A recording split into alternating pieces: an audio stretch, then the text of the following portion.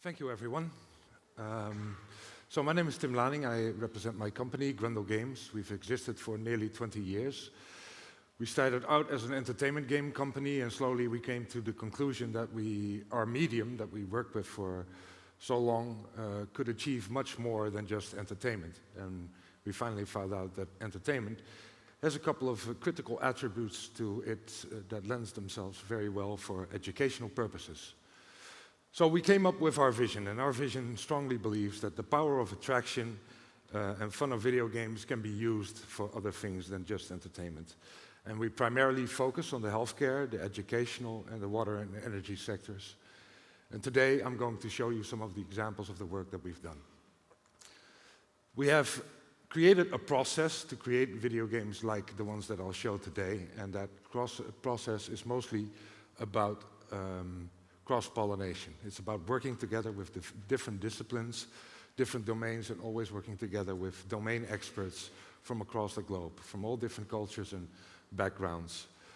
Together, we work with universities and academics to then prove that the games actually do what we claim that they do independently, and then we put them to good work.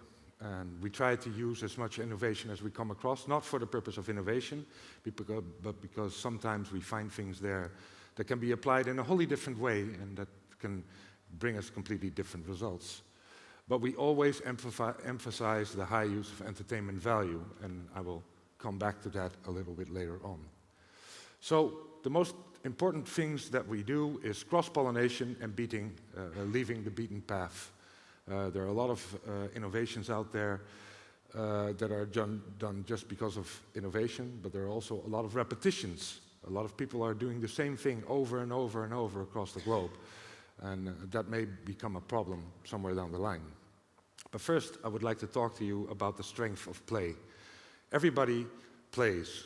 You start out as a child, and later on in life, you still play. But if you look play up on the internet, and if you look deep into some of our cultures, you will see that play basically means to engage in activity for enjoyment and recreation rather than a serious or practical purpose. I have a big problem with that particular statement, but the second one is even worse.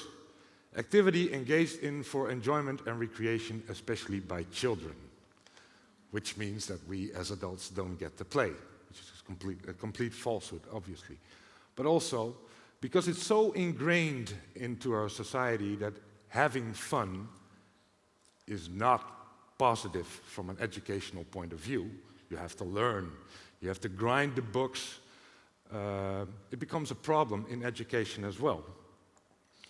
But if we look at nature, and we look, for instance, to the African savanna, and we see these little cheetahs cuddly playing with themselves, and probably their mother is somewhere close by, providing a safe environment for them to train.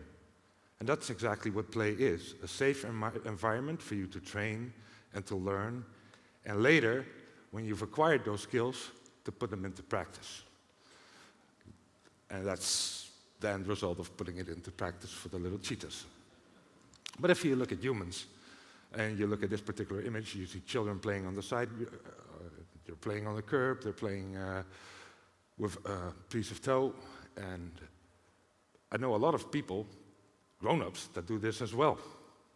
Not in that particular matter, but because they look down on the tiles and you might make a decision that you're walking on this tile, but not on that one. Same thing as the children do. Or walk on a curb and consider that you're walking next to a cliff.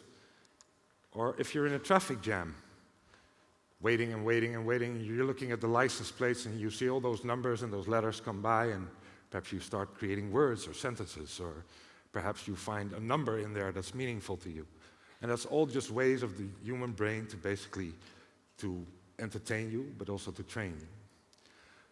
In our society, we still feel that children that play video games or people that play video games look like this, somewhere behind a console or a PC, on the couch or on the floor, with a joypad in their hands or a mouse and keyboard, endlessly slaving away at Fortnite or some other entertainment game. But it's completely not true, because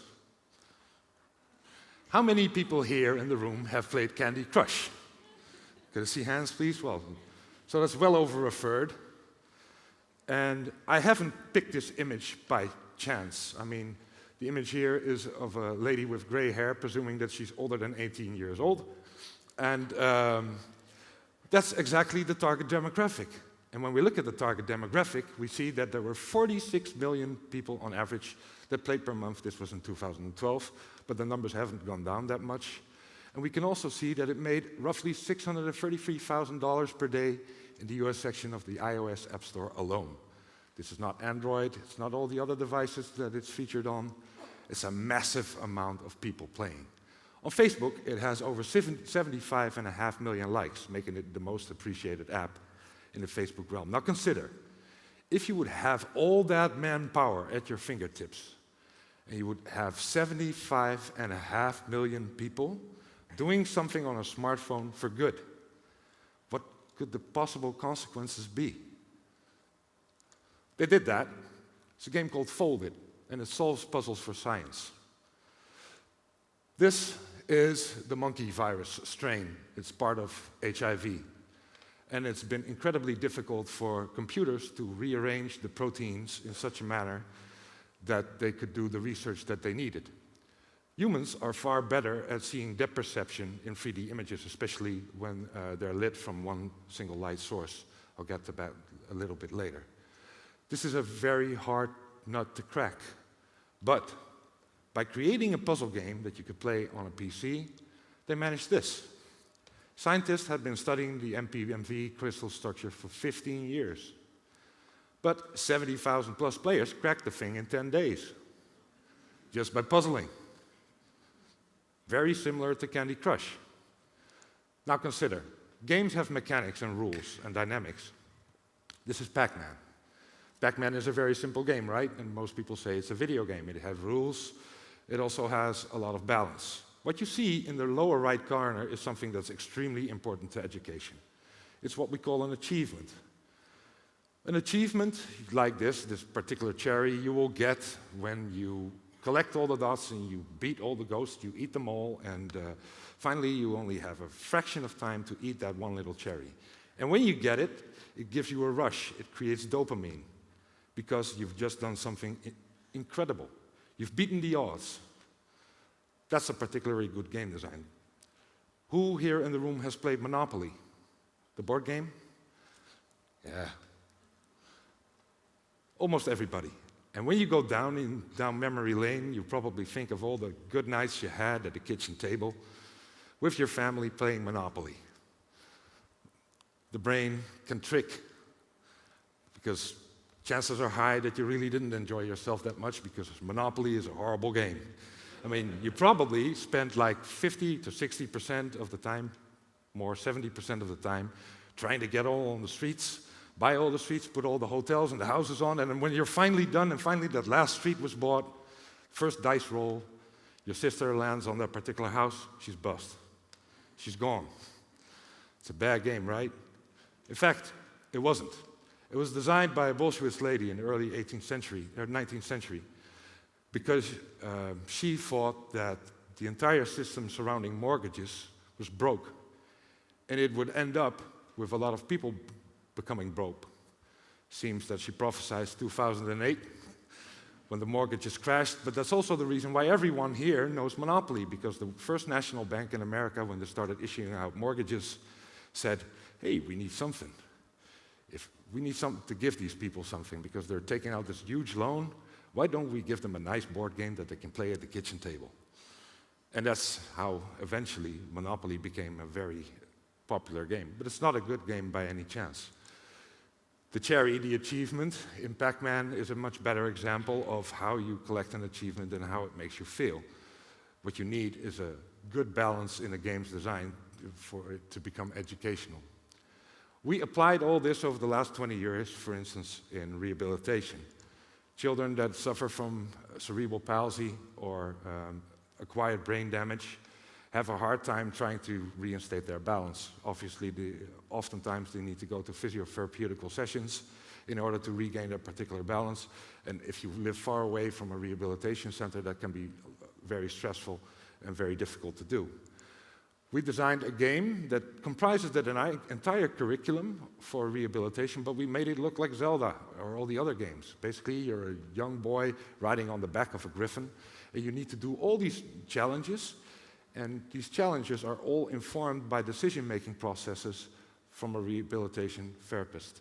He can change it from a distance, but he can also communicate with a child through a distance. Parents can see the progress of their child in a dashboard, and the children can even play together. Brothers and sisters can play together. Even if your brother's in a wheelchair, demanding this game is a physical game, they can perfectly play at the same level because we handicap them in the same way. We built hardware to pull it off and to create a system that in total only costs 20 euros per month to do the entire training. 4 months, and in some cases you can be done. Can someone... This is what the game looks like.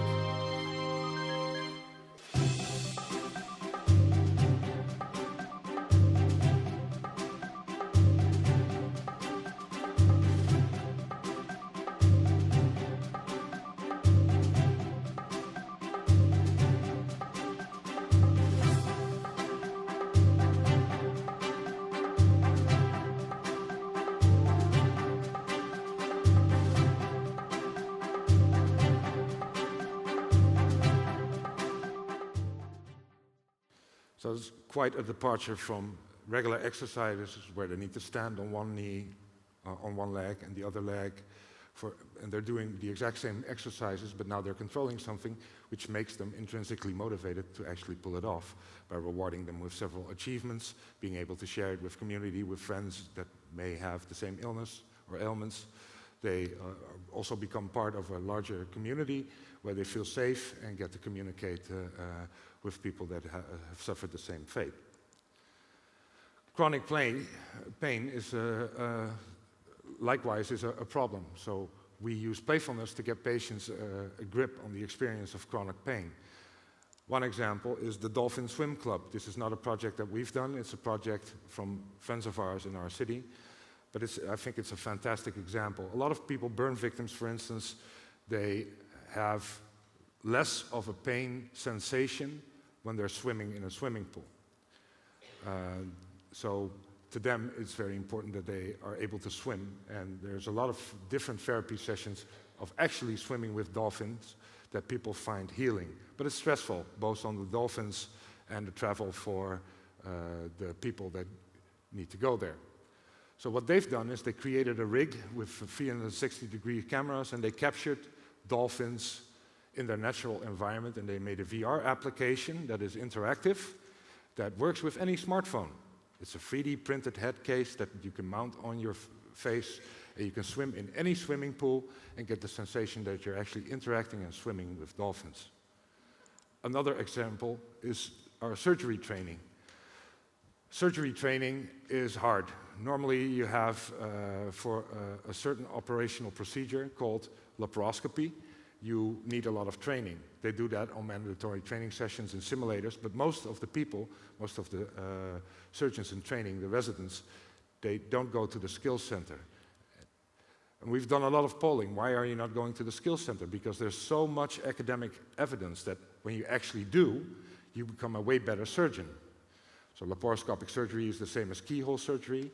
If you would have a cholecystectomy, the removal of the gallbladder, somewhere here, the old procedure would be to zip you open right here. It would make a mess. It would take a long time in terms of rehabilitation. You would end up with a scar.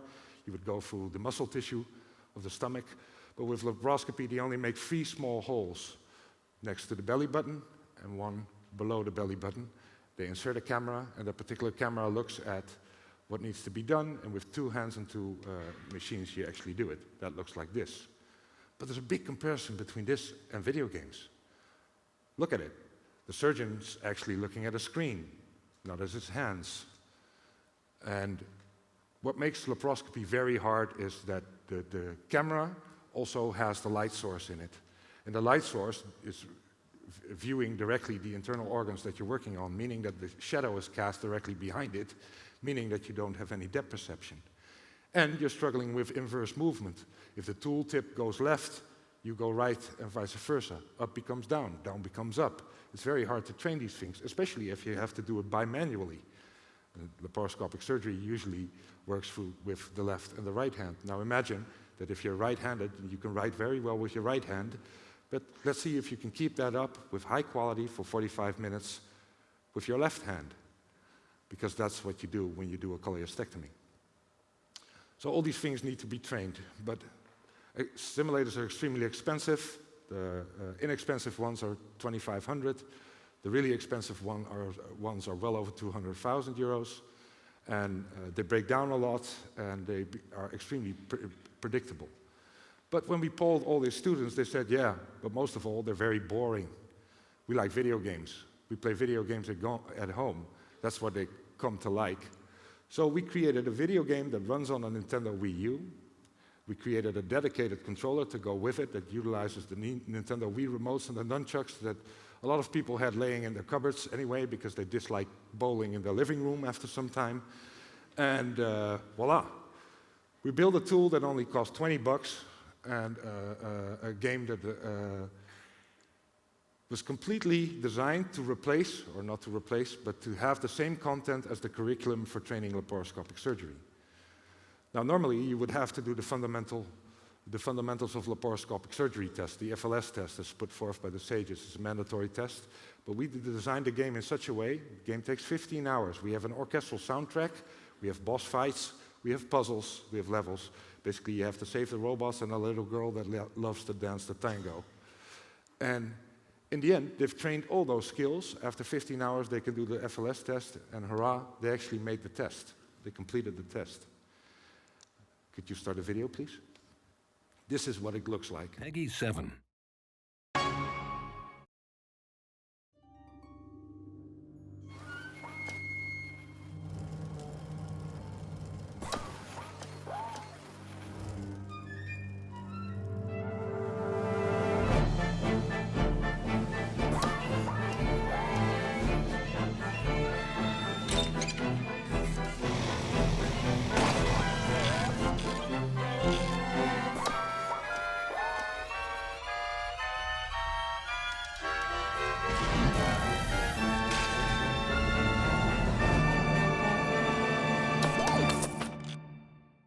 A trailer very much unlike any other surgical product trainer, admittedly, but it works very well. And the cool thing is that we work together with a lot of institutions, and it was independently validated, and there were a lot of academic publications about the results of this particular game. And as it turns out, it beats the competition hands down. And why is that? Because kids actually keep playing this. They take it home. They can take it home because it only costs 20 bucks instead of a couple of thousand. So it's about adjusting the educational approach, give them something that they need, but make sure that from a content perspective, that actually works. We also create a game that I'm very proud of. This is my last example. It's a game specifically designed for children with severe learning disabilities. As classes grow and less teachers become available, it's very hard to give every child individual support, specifically when they have severe learning disabilities, so we decided to counter that. And we designed a mathematics training game called Garfield's Count Me In that works on any phone device.